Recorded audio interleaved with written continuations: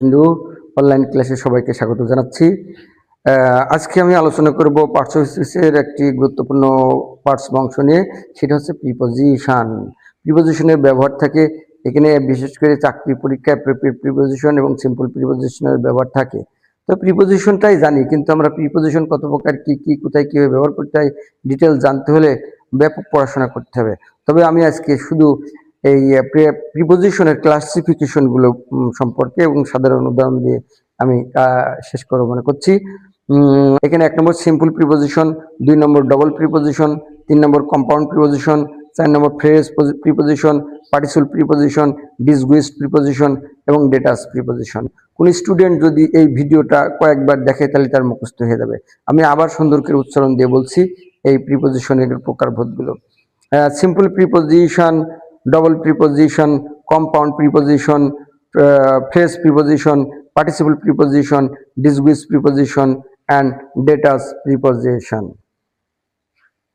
একটু উদাহরণ দিয়ে আমি বলি। সিম্পল প্রিপোজিশন যেমন যেখানে একটা প্রিপোজিশন থাকে, at, on, by, for, from, with, after, of ইত্যাদি।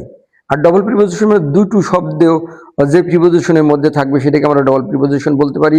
যেমন হচ্ছে ইনটু, ইন একটা প্রিপোজিশন, টু একটা প্রিপোজিশন, উইদিন, উইথ একটা প্রিপোজিশন, ইন একটা প্রিপোজিশন।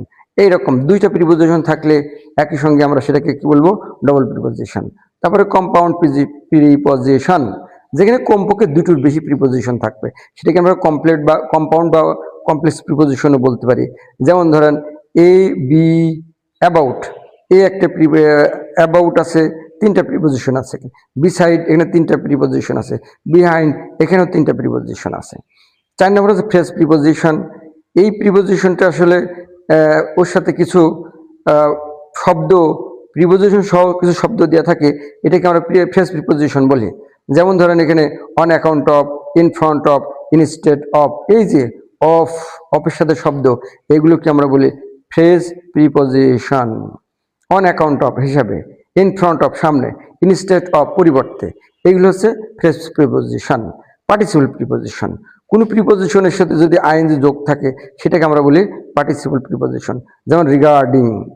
তারপরে ডিসগুইসড প্রিপোজিশন, যে প্রিপোজিশন দেখাই যায় না, ছদ্মবেশে থাকে, সেই প্রিপোজিশনগুলোকে আমরা কি বলি, ডিসগুইসড প্রিপোজিশন। যেমন হান্টিং, এই হান্টিং এ আগে কিন্তু অন আছে, এটাকে বলা হচ্ছে ডিসগুইসড প্রিপোজিশন। তারপরে 7 নম্বর লাস্ট হচ্ছে ডেটাস প্রিপোজিশন, যেটা বিচ্ছিন্ন বসে, নাউনের পাশে না বসে কোথাও শেষে বা প্রথমে বসে ওই নাউনকে কোয়ালিফাই করে বা সম্পর্ক তৈরি করে, এইটা হচ্ছে ডেটাস প্রিপোজিশন, মানে বিচ্ছিন্নভাবে বসে। যেমন হচ্ছে ফর, অন, এইগুলো অনেক সময় ওই নাউনের কাছে না বসে শেষে বা প্রথমে বসে ওই নাউনের সাথে রিলেশন করে, এই জন্য এগুলোর নাম হচ্ছে detached preposition. Thank you everybody, thank you all.